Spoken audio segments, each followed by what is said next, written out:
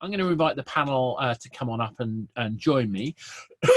So, we've got Nikolina from Unicorn Pirates, we've got Georgina from Big Pixel, we've got Simon from Red Kite, and Todd from Bitfry. Hopefully they'll all come on in a second or two. So my aim is really to sort of chat to you all about what, in this case, we're talking about how you maintain your culture. So we're kind of moving away from the charity side of things and moving, well, we'll see, that may or may not be the case, but we're now talking about what it takes to kind of keep our business in the context of, everything that's going on, and also more generally. So thank you for joining me, guys. What we'll do is let's start by getting you all to introduce yourself. Actually, Georgina, do you want to start by saying who you are and what you do? Yeah, sure. Hi, I'm Georgina. I work at Big Pixel Studios as the operations manager. That covers people operations too.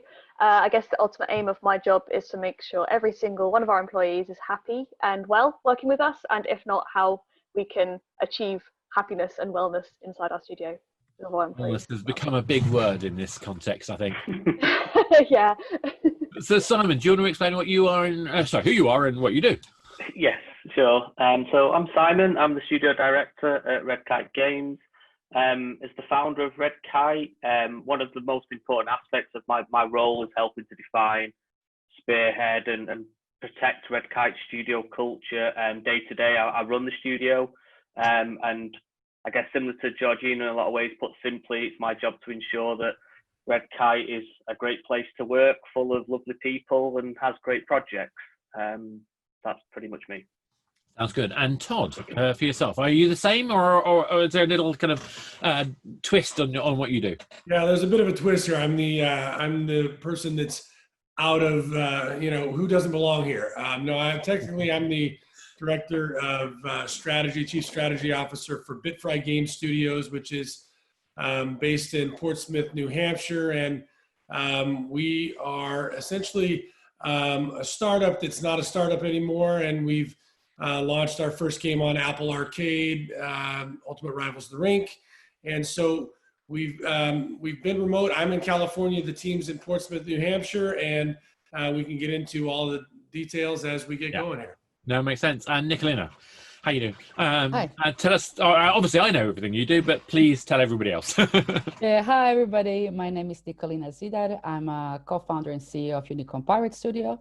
Unicorn Pirate Studio is quite unique gaming studio. We are actually founded on the values. So this is really important.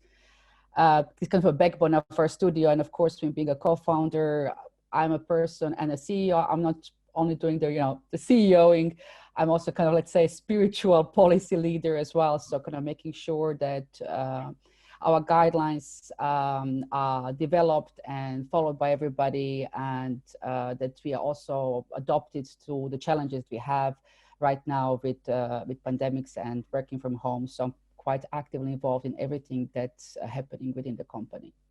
Yeah, I think that spiritual policy is an interesting area. I'd be interested to just explore that. I mean, for me, the kind of idea that you found a game company on culture really hit home when with Ilka and Supercell and what they were trying to do back in the day. Is it still true that culture is a driving force? Because it's so easy, I think, for game developers to just fall into making a game. Georgina, for you guys, how important is culture and what does it mean to you? I think culture is probably for especially our employees equally as important. I think our studio is kind of built on having just a really nice working culture. People like coming to work, and I think that's definitely changed from when we were hiring. Is that people don't just want to work on cool games anymore. They want to work in a nice studio with nice people and feel like they're a valued member of the team.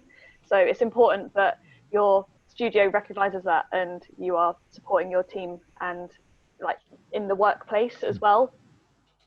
But I feel like it's not just about being nice and happy. I think to me there's a profound part to it, which is about meaningful impact, that the autonomy, the authority to act. Is that fair, or am I being a bit too extreme? No, I completely agree with you. Yeah, no, I think it's employees having like the word autonomy, having autonomy over their own work, not feeling like they're just a tiny cog in a big machine, that they are driving that machine as well. I think more and more now people want to feel like they're actually making an impact on the game and the studio that they're building as well.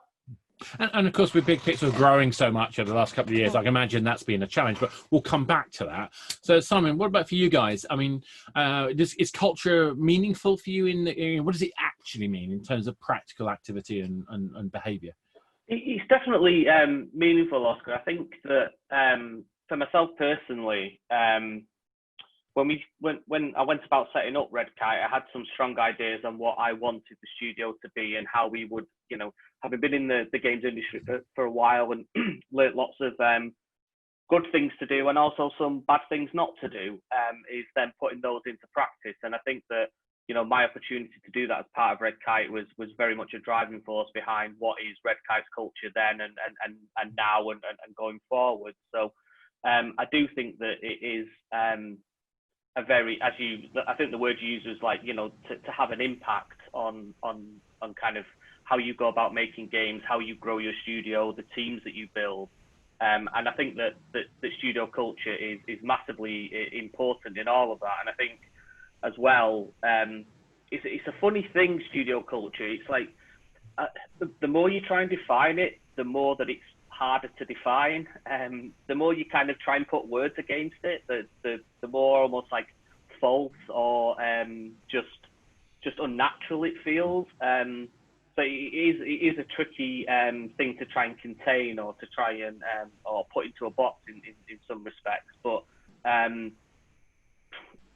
I feel that at Red Kite, it's something that we do, one, very well, but two, I actually think it's the most important thing that we do as a business and as a company. Well, Shahid, who used to be at Sony, brought a lot of the indie side into PlayStation, did a great talk in Game Jordan last year. And he said that basically culture is what the senior management do.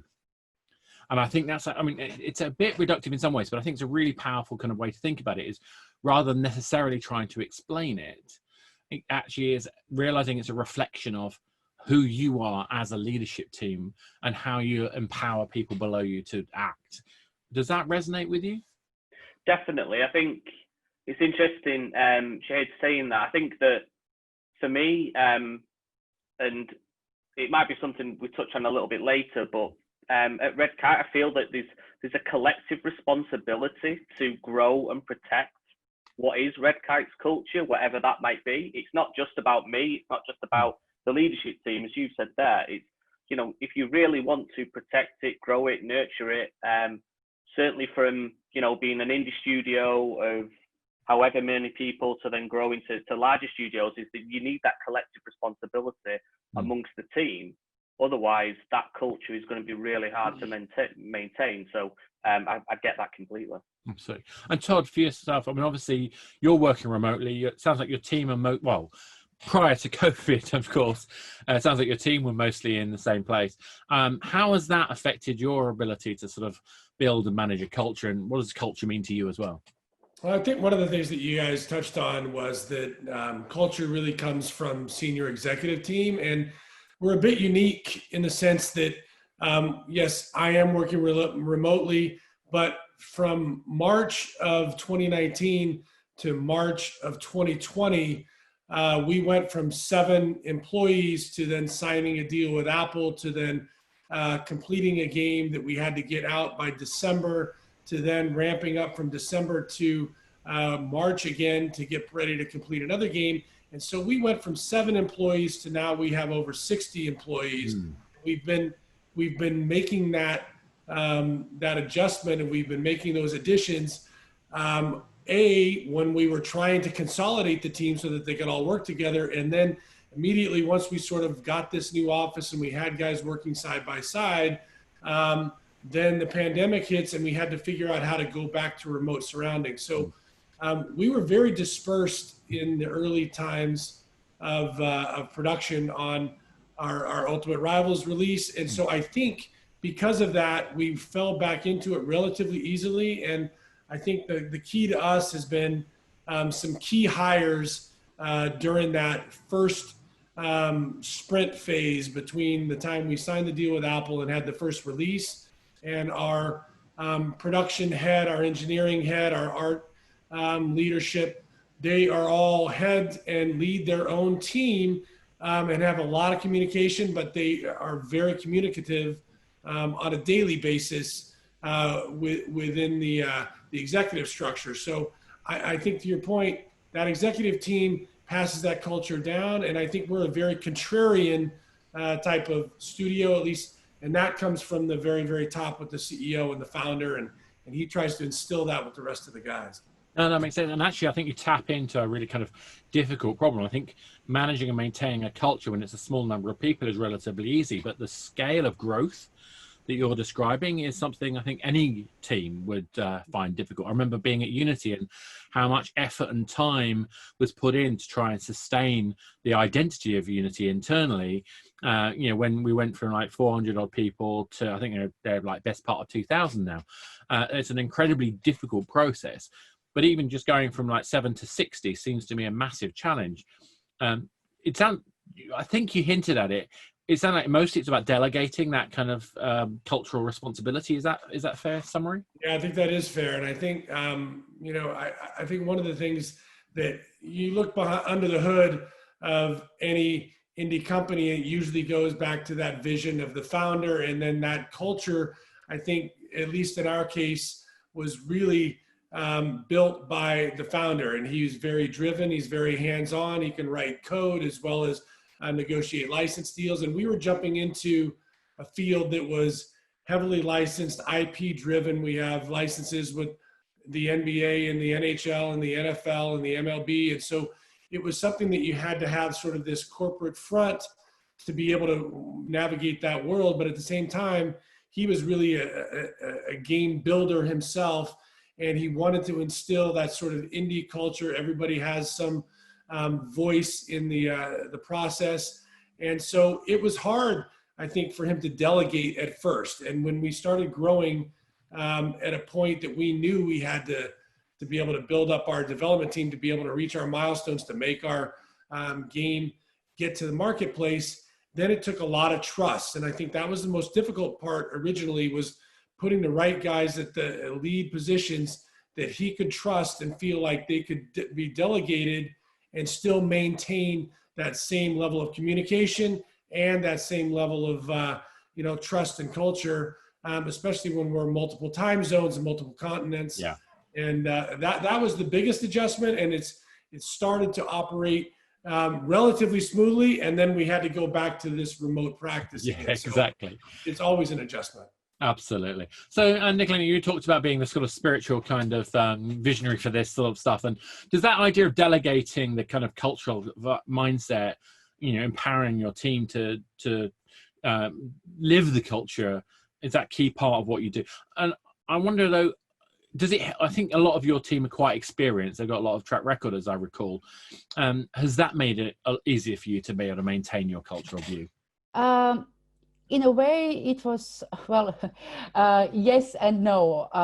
We have a kind of, our team is mixed. We have this kind of senior members, and then we hire lots of juniors as well, because I don't know if the audience knows that we are mostly female and a non-binary team. About 80% of our employees are women and non-binary people, and we are over 50% LGBTQ+. And it's actually very hard to find, you know, lots of senior people who are from these backgrounds. So we kind of took it as also as our role to change the, you know, landscape of the gaming industry, to educate the young generation, so to give them opportunity to kind of step into the gaming industry and to get the chance to work on a commercial games. So in that way, it was kind of easy and hard, because, you know, it was very easy to maintain when we were all senior and we were all relatively small. But when the company started to grow and we started to hire more people, then the first problems came as well. And we realized that, you know, first we had to kind of a little bit look into our hiring practices and redefine those. But the bottom line is, whatever management decides, if the rest of the team doesn't want to embrace, it just ends up usually as a dead letter on a paper. And we might live in the illusion that everything is great because we believe in it. But if your team doesn't live it, it's not really the culture that the company have. The culture, company culture is the one that the most of your team actually embraces. So in that way, we actually did lots of work together about explaining the culture and really go to the bottom of it, including everybody in it, so that kind of every employee is also a champion of the company practices and the company culture. That, you know, we don't need to kind of supervise if the company culture is maintained, but the people who work there kind of fully embrace it, and they kind of can take it to the next level without us telling them, hey, you know, we should do it like this and that. So I think in a way, yeah, as the company grows, you're kind of seeing like more kind of putting, let's say, a spiritual part of where would you like this culture to develop and what to embrace and how to respond to challenges as well from the inside and from the outside.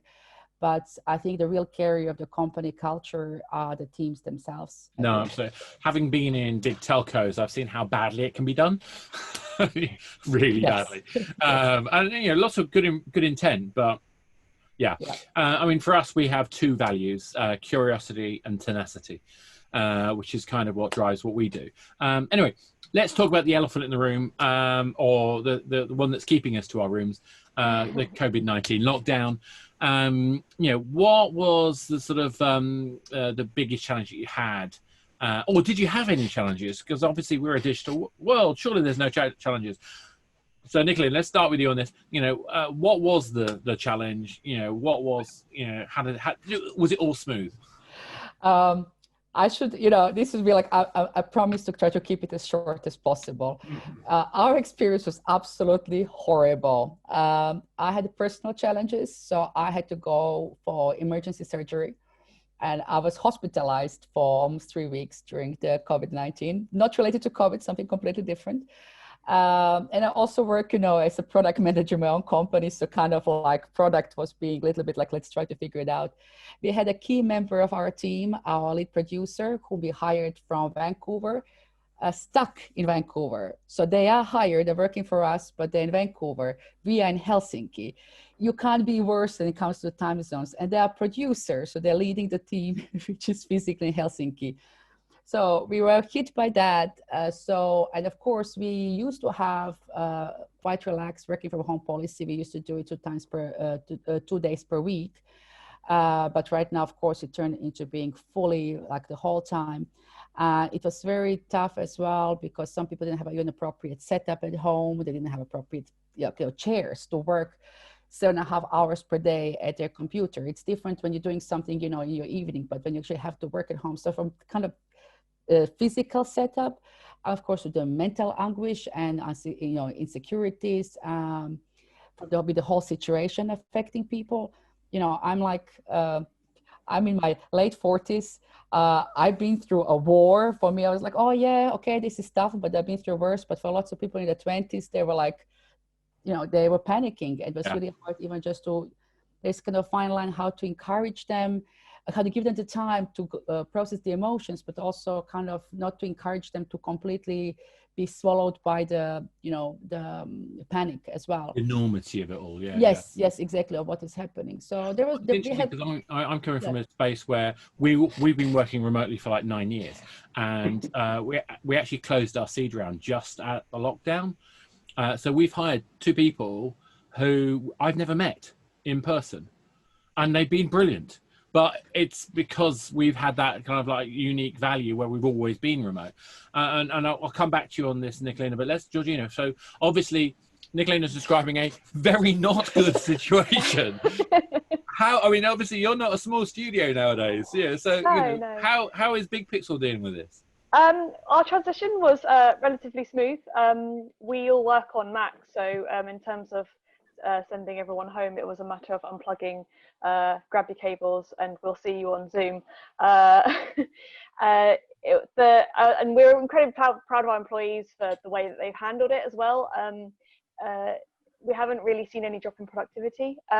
We were able to, I think, echoing what Nikolina said, it was about just making sure everyone had comfortable setups, which of course, like being a London-based studio, not everyone's houses can accommodate a separate working space as well. So we've had a couple of our employees move back to their home countries just to make sure that they were comfy and they were they could work healthily rather than like in a room by themselves. Yeah, but they've adapted really well. I think it was just making sure that we could be as accommodating as possible. So we've been able to send equipment and making sure people have got chairs. We've adjusted kind of our working hours to accommodate people in different time zones and such as well. Yeah, no, so I think that's really key. I mean, we've changed a few of the way we do communication. We'll come back to that later. So Simon, you know, what about yourselves? Was it a smooth transition, or did you have something a bit closer to Nikolina's almost war story? Fortunately, it's closer to Georgina's than Nikolina's, but no, it was very smooth. I think that at the point where we decided that we were going to close the studio and get everybody home, it took us probably about 3 days to just get everybody up to, you know, back up and running and being able to be effective on projects. But I think that obviously we benefit as well from the fact of being part of a bigger organisation now under the Sumo group. So we had a lot of support from Sumo to help us get back home, up running, all those things. So we were luckily, it was smooth and quite positive, just to see those kind of wheels and those motions kind of turn to get us back and up and running. I think something you touched on at the start of the question, Oscar, was when you mentioned about recruitment. Is I'd say like the challenging side to this was that, so you know, Red Kite for ourselves, you know, we recently relocated and we moved to Leeds in November last year. Seems about 10 years ago now, but you know, November wasn't that long ago. But part of that was then, you know, we were very much looking to, you know, as an ambitious studio, to grow the team and recruitment and all those kind of things. And obviously COVID-19 has an impact on that. And I think that, again, like the biggest adjustment for us wasn't necessarily about getting home and working. I think it was getting home and working, but then also continuing with our just strategy for what we wanted to achieve for 2020. So well, particularly that need for collaboration and design. I think, you know, creating tools and finding tools and creative working practices that mean that you don't lose that value of the face-to-face, I think it's quite a difficult thing. Did you have any particular kind of processes that you use to sort of support that? Not so much at Red Kite, and it's probably because of just the way that we work anyway and how we work with our partners. Is that, you know, with Red Kite doing a lot of work for hire and co-development, is, you know, we're very used to working with external partners. So we're very used to these kind of conversations, these, you know, video conferences, scrums, talking to our partners, whether it's in the States or Europe and things like that. So all those aspects weren't really unusual to us. I'd be wrong in saying that it hasn't meant there's been a much heavier emphasis on those aspects of communication, but it was something that we were still, you know, very good at, very well versed at as a studio, and what it is that we help to deliver for our partners. So I don't think it was a particularly big step for us to have to make that adjustment, which ultimately, obviously, that's a good positive for us. So. No, exactly. And Todd, you've already hinted at kind of having to sort of like pull back from what you're kind of like getting people into one space into the more remote working. And it sounded like, yeah, you really kind of went back to your roots almost in terms of the remote piece. But were there any particular challenges that you could share with us? Yeah, I think a couple of the things that hearing everybody, I think there's a lot of similarities to everybody's story at some level. I think what might have been a little bit unique in our case is, as I described, we kind of hit the ground running in March, and then it took about 6 months for us to find a proper studio to where we started consolidating our team. And I think it was really important for our founder and CEO to consolidate the team in one place, or at least as much of them. We had, certainly some dispersed team like everybody does, but we were just getting into an office in about September, October. The bodies were starting to build up. We were adding to the team, and the guys were shoulder by shoulder, and there's some camaraderie and some team chemistry that's built in that environment. And then as I said, we were also still hiring pretty steadily at that point. So then when the pandemic hit and we had to go to remote, what we found at least is that we had a lot of young, whether it be engineers or art design guys that had moved. They had relocated to a new location. They were single. They weren't necessarily with families, and they were enjoying the camaraderie of sitting next to their counterparts and their team members and being on a daily basis in this sort of new growing social environment. And then they had to go to what was a new apartment in an unfamiliar territory without any family, without those friends. And so there was an isolation that I think existed that might have not existed in the same way had they already been at the home that they were already familiar with. So yeah, I think that was a challenge for us. And our head of production, I think, has done a great job in recognizing that. He was one of the guys that transplanted himself with a young family. And so he recognized what that could mean. And so he created online social events, virtual social events, whether it be a happy hour and drinking together where they could all see each other like this, so they could feel some bonding and closeness during this time of isolation. I was going to, yeah, that's exactly where I was going to go next. Actually, I think it's fascinating, you know, that you've already highlighted that creating these social moments for people who may have just moved, you are now in different territories and now stuck in a room. They can't easily go back to their family. I think that's a profound problem.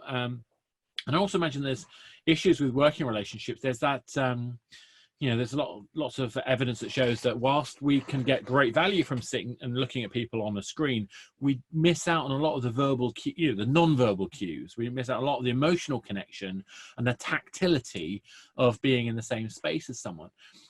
So what was it about those, the choice of using sort of social events and activity online that really helped your team? What was it that really helped? I think it was the fact that, as we said, we were still adding to it. And as you had mentioned, we've made hires, a number of hires during the last 3 months that have never met the rest of the team personally, but they know them as they see them in a box on the screen. But I think part of what you alluded to is conflict resolution. I think there's some level of conflict resolution that has a way of either solving itself or being resolved in a face-to-face environment. The heads of each of the departments can have a one-on-one with guys or can bring guys together and work through some things in real time.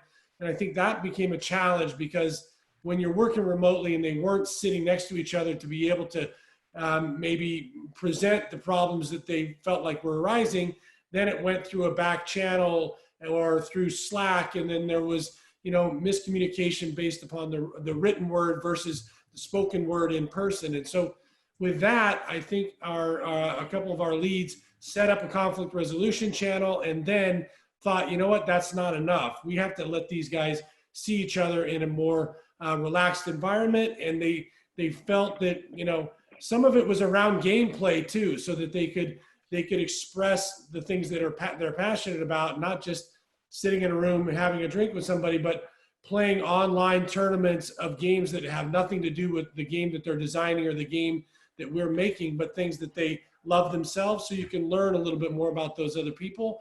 And those are the things that they just started evolving into, where you got the sense that, hey, these guys are really gravitating to it. And you get more. It started out 15 guys and 20 men and women. And then now it's like literally 40 to 50 men and women, you know, come in and participate in all of these social events. So we recognize that there's been some value to it. Yeah, I think that's absolutely right. I mean, when I talk about conflict resolution, I don't just mean fisticuffs in the back office. I mean, you know, actually the passionate debate around why does that gameplay matter? And I think it's actually a critical part of the creative process. I have a kind of like, not a rule, but it's like a way of thinking that I know I can trust somebody I work with when I can row with them and then go and have lunch with them or have a beer with them, because we know it's not personal. It's about the role. It's about getting the job right. And I think seeing the passion of people being expressed constructively can be incredibly powerful. The issue is when it goes in the back channel, when it's to do with loss of You know, the missing information that happens when you're dealing with suboptimal communications, you know, when you don't have them in your face talking to you. I think those things, it's very easy to think of people as other when they're on a screen. It's a lot harder to think of that when you're in person. So Nikolina, so I mean, Todd's brought up some amazingly useful things. So, you know, things like social interaction, the water cooler moment, as I like to call it, conflict resolution, both, you know, not necessarily extreme, but, you know, day-to-day resolving issues. What's been the trick for you to help your team kind of communicate and work with each other to resolve those things? There are two main things that helped. First one was something that we started almost immediately when, you know, we were kind of decided to work from home, which was also, by the way, a recommendation from the Finnish government. So there was not much choice about it. So even if we wanted to stay, well, it wouldn't really be feasible. One was to actually recognize that people do have mental anguish about the situation, and just ignoring it or telling them to suck it up, it's going to make things much, much worse. You know, this is not time to practice tough love. This is time to be supportive and help your team, but how to do it the best way when you are remote yourself. So we started with a daily check-in, and it was during the working hours. It was open meeting for everybody, where people could really just express their emotions. How do you feel? They could talk. We talked about the COVID situation, about, you know, they could say, if they heard some gossips or crazy theories, they could express them. And everybody participated, everybody was equal, and the whole leadership was there. And rather than telling them, you know, this is stupid, we kind of really gave them a platform to express their you know, frustration and fears and insecurities. And it worked really, really well, because they felt very supported and heard. It was kind of almost like relief. You know, you got it out, and you were not ridiculed or, you know, scorned or anything. You are supported and accepted, and people kind of found strength to kind of move on and, you know, go back to work and calm down. So this is really, really important, and we still practice this. It used to be daily, now we do it once per week. It's not obligatory, it's voluntary, so people can take between, you know, half an hour, even an hour if they want, as long as somebody has something to share. And it's open, supportive space for everybody to express themselves. And the second thing was we use Slack in the daily communication, but as Todd mentioned, you know, sometimes when you write something, there are many ways to read it. You know, you can always read it from your own perspective, and then you read something that wasn't there, and you can have a conflict, which might be even about nothing, because just you kind of read something. So we embraced actually Discord. And we use Discord on the side from Slack, and Discord mostly because you can make the groups. We're trying to emulate working rooms so that people could actually just have it while they're working, and if they have a comment or something, it will be actually heard by the rest of the team. And we had different, of course, with the game, the team who works on a game, they had their own group, but the designers had their own as well. So they could kind of really have the simulation of being in a working space where people could hear each other out, or just kind of passively listening what's going on. And this really helped this kind of feeling of unity, people working together, because it wasn't scheduled meeting. It wasn't something we have to talk about something. It was more like, I can just be in the room silent, or I can crack a joke, or I can comment on some art I'm making or on code, and everybody hears it in that room. So this really made lots of difference in efficiency of people and comfort, how they felt like they felt a little bit less alone or isolated, having this kind of way of working. Yeah, I mean, I think tools are a kind of key thing. I mean, we tend to do all that stuff in Slack, but we also found Notion to be profoundly, you know, game changing for us, because we've got one shared space for projects. Yeah. And Miro as well. I tried Miro, which was great, but then Miro just topped it for me. The ability to have digital whiteboards, so we can have conversations and communications, and people can change things instantly and share that instantly. So Georgina, how big is Big Pixel nowadays? We're at 38. So how does that affect doing things like Nikolina was saying, the daily stand-ups and things like that, or these social groups like Todd was saying? Yeah, so we do daily stand-ups, but the teams are split into pods. So we do like pod stand-ups. At the end of each week, we do a show and tell, which is nice for people to kind of bring what they've been working on, and it's just everyone grabs a beer. It's like this nice social point. We are kind of trying to work on at the moment where we understand that a lot of this is kind of aimed at extroverts and people that are quite comfortable in talking in big spaces and online. Yeah, and things like this are quite scary, especially when you've got a group of like 38 people. It can be quite daunting to talk. So we haven't got the answer to that yet. We're just very aware that we're starting to see the same people, which is fine. It's great that people are engaging with it, but we're starting to see some people that aren't necessarily as comfortable with that. So I think it would be great if anyone's got any advice on that. But yeah, but we do daily check-ins with stand-ups, and at the end of each month at the moment, we're doing like a monthly update, which is just highlighting other things that are going around in the studio as well. We've also got something we did in the studio, which transferred actually better online. In the studio, we had this pillar of praise, which is where if someone does something like nice to someone or great and doesn't normally come up in stand-ups or whatever, they go grab a post-it, goes on the pillar of praise. Nice. But this is now a channel of praise in Slack, which is really nice because it just means that it's like it's constant and it's actually used more.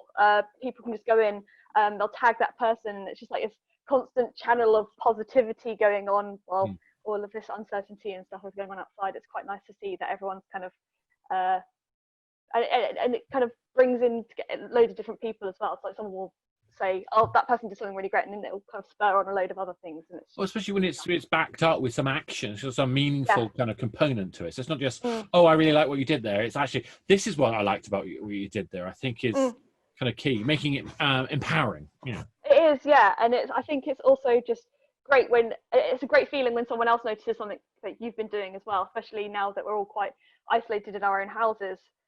It can be difficult sometimes to feel that your work is being noticed, and it's something that we've definitely used the leadership team to empower as well, because I think they've got to drive it. So Simon, what about yourselves? How has the process worked for you in terms of these tools and creating the wider connection?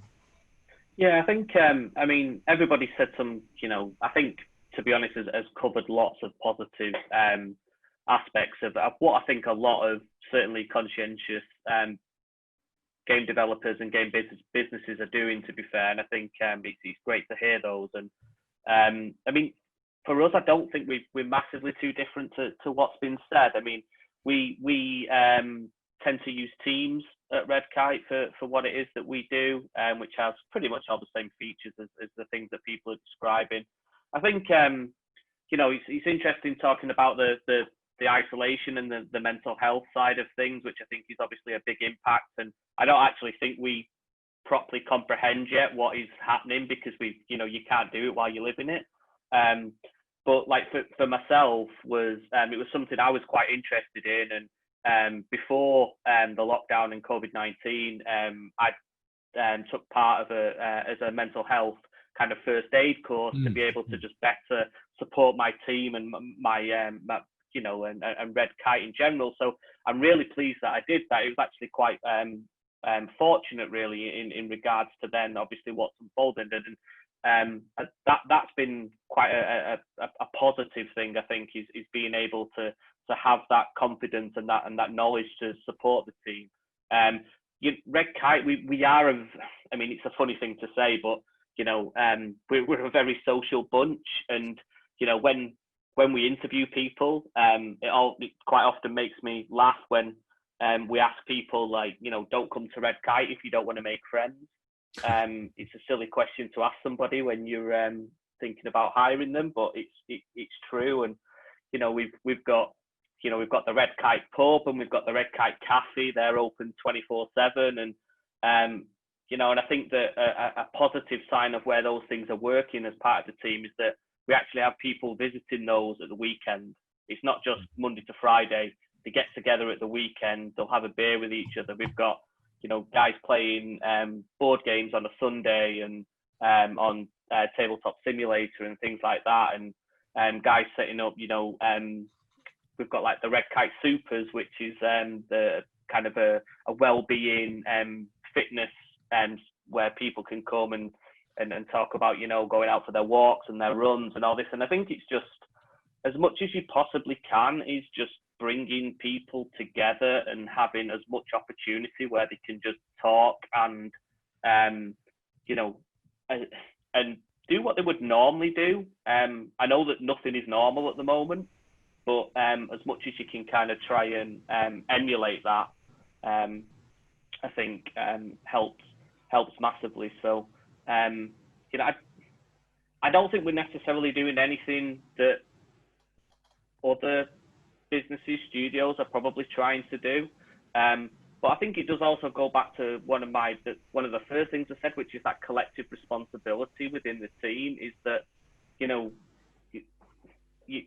I don't know, you might be lucky enough to have an officer of fun at a business where their job is just there to try and bring everybody together and make them happy and you know, the kind of, but you don't generally have that. What you need is lots of different people that have lots of different interests, and they bring those to the table and they just try and just, you know, drive that kind of collectiveness forward. And you know, I think that the longer that this kind of situation goes on, the more that those people are just key and critical. Yeah, no, totally agree. So, I mean, Todd, you kind of covered a lot of this stuff before. Obviously, feel free to chip anything out extra in. But I'd like to sort of see if you can share the one thing that you'd like people to take away from this that you think would be the most useful to help people maintain their culture remotely. Well, I think the one thing that I think has helped us maintain the culture, and I've alluded to a few things, but something that Simon just mentioned about sort of the individuality of the people that are also a part of a team. And then to your point, Georgina, about, you know, some things that can add to that, I think, feeling of belonging. We do daily stand-ups. We have lead stand-ups with, you know, maybe 5 to 10 people a couple days a week, but then we have, you know, a full company stand-up. They're short for the most part, but 2 days a week, we've been doing a highlight. And what that means essentially is that one person of the team is the highlight. Our chief of production has specific questions, kind of like an interview. So for the people that wouldn't normally interact at all, they're on the spot, but then you see there's a lot of things that are brought out of them, what their favorite game was growing up, what games they still work on, what got them into gaming, and some things that you'd learn about them if you were sitting next to them or standing at the water cooler, but you wouldn't necessarily learn about them in just a regular daily stand-up. So we've been highlighting 2 people a week for the last 10 weeks or more, maybe 3 people a week now. We've actually added it because it's been something that everybody's really resonated, and they can't wait to hear about who's next. And that's followed suit because some of the people that you didn't really know about have then become connected with some other people because they found similar social interests or gaming interests, or they find themselves playing on things online. So that has been, I think, the key to us maintaining some semblance of culture and unity in this very sort of dispersed world. Yeah, I think, like you say, I think finding ways to help highlight people who maybe get missed out, you know, particularly those who have a more introverted or maybe have social anxiety when it comes to using visual screens. I think giving them a safe way to be kind of celebrated is really kind of important. So, Nikolina, what's the one thing you would want people to take away from this talk? I would like to say that first, it's an extraordinary situation. This is not something that it's normal, and don't be afraid to do things differently. Don't be afraid to experiment with different tools. And I think also, especially if you're coming from the leadership position, that there should be some kind of genuinity coming from you as well, to really reach out to your team and to your people. And it's okay to show vulnerability as well, because I realize that, you know, of course we are here to be tough and to provide a framework, but it just makes it easier for them to open up as well about their own challenges that they have if we do it ourselves as well. So I would say that this is something that's really, really important. And, you know, don't be afraid to try something new. If some processes that you used to before, now they don't work, or if you try them out and you see that they're not really giving the results you want, change them, and ask your own team, what do they need? because because we also ask them, what do you need? Help us help you, tell us what you need, and we'll provide it for you. And I think that's really, really important. Well, listen to people. I mean, come on, what is this world? Sorry, Georgina, what's the one thing that you would add to that? So it's kind of echoing what Nikolina said, but I also think that just empathy with everyone. Like, it's okay to not be okay during these times because no one's really ever experienced it, but it's also okay to be okay. So it's just kind of echoing, listening to your employees and just making an extra effort to check in on them. It's easy to go a week without talking to anyone, but as a leader, you kind of need to make that extra effort in your day to make sure that you're not just checking up on your employees and how they're doing with their work, but also how they're doing emotionally and how you can best support them in this time as well. Yeah, and absolutely, and human life goes on, doesn't it? I mean, we've had a couple of people fall ill. Not COVID, I don't think. Well, one of them might have been, but fortunately, no issues. But it's about kind of making sure that you give them the space and put their lives first. That actually them as people matters, because if they are not being treated as people, how can they do their jobs? I think also just highlighting that like mental health is also like an illness too. Yes. Like, I think that's something we've tried to hit home with our employees, is that you can take a day off if you don't feel mentally well as well, and it's okay to take that time back. Exactly. I mean, I think people forget that depression is a real thing, and it's just as debilitating to people as breaking a leg. Yes. And it needs to be treated appropriately. I think in context with that. And obviously, not just depression, but social anxiety is a real thing. It doesn't mean that that person can't do their job. It just means that you've got to find ways to support them. You would find ways to help somebody who had limited hearing. You'd find ways to help someone who had limited eyesight. Doesn't mean they can't do their job. It means that you've got to provide them with the tools, I think. Yes. Yeah, exactly. Simon, what's the one thing you'd ask to take away from them? I think focusing kind of on the word culture and part of this panel is, I'd say that it's really important not to try and force it when it comes to culture. I feel it's quite a natural thing. I mentioned at the start about that the more you try and define it, the more it kind of escapes. I think that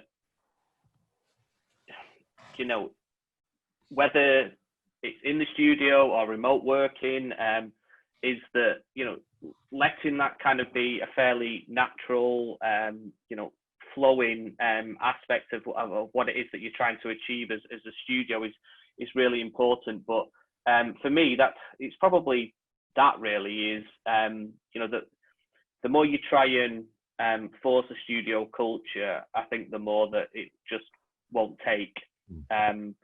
And even more so now, and I think that those studios that have had strong studio cultures before what we're going through now, I think are the ones that probably are the ones that are weathering the storm a little bit better, because again, you've just got that support structure, which is essentially it's about the team and those people looking out for each other and looking after each other. And so I guess yeah, that would be my kind of takeout would be, don't try and force these things, certainly on your team and individuals, because it'll either happen or it won't. I think I think I'm with you there. I think teams that had a callous attitude to crunch, I think probably not going to be doing quite as well as those who had a more proactive view. Anyway, that's just me. I'm biased on that one. So I'm going to thank you very much. One tool I think was really interesting, this is something that the Still Media team have been doing internally, is a thing called spatial.chat. I miss the virtual world. I used to run a PlayStation Home. I love walking around virtual worlds, but I thought spatial.chat was really interesting.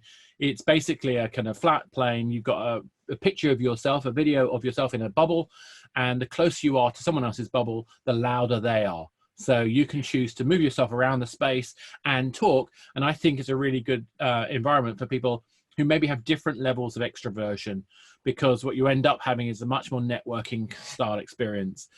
We did talk about using it for a party here in Pocket Gamer. In the end, we chose unusually for Chris, he chose not to act on adding one more thing. Thank goodness, because we have so much to do. But it is a really interesting tool, and like I say, I found great value in using Slack and using Notion and using Miro. There are so many tools out there that can make our job easier, but at the end of the day, I think, as we've all said, it's about maintaining your culture and empowering people to be able to do what they do best. And on that note, thank you all for joining us. Thank you. So that's us for the morning. I am, thanks for everybody who's spoken, and particularly the guys in this panel. I have to thank our sponsors, because without that, we couldn't have a panel like this. We couldn't focus on Incredible Indies. We couldn't focus on industry values and visions. So we have to thank Agora.io. We have to thank Unity, who are platinum sponsors. Microsoft GameStack, AppsFlyer, and Facebook are also platinum sponsors. We've got our gold sponsor of AppLoving and our silver sponsor of Credits, Nutaku, and Game Analytics. There's more going on today, of course, but that's me for the show. I trust you've had as amazing a Pocket Game Edition as I have. Please feel free to comment on Twitter using the hashtag #PGCDigital, or go check out the Discord channel. I've been trying to do updates all day in each of the tracks I've been hosting. So obviously feel free to comment and join the discussion.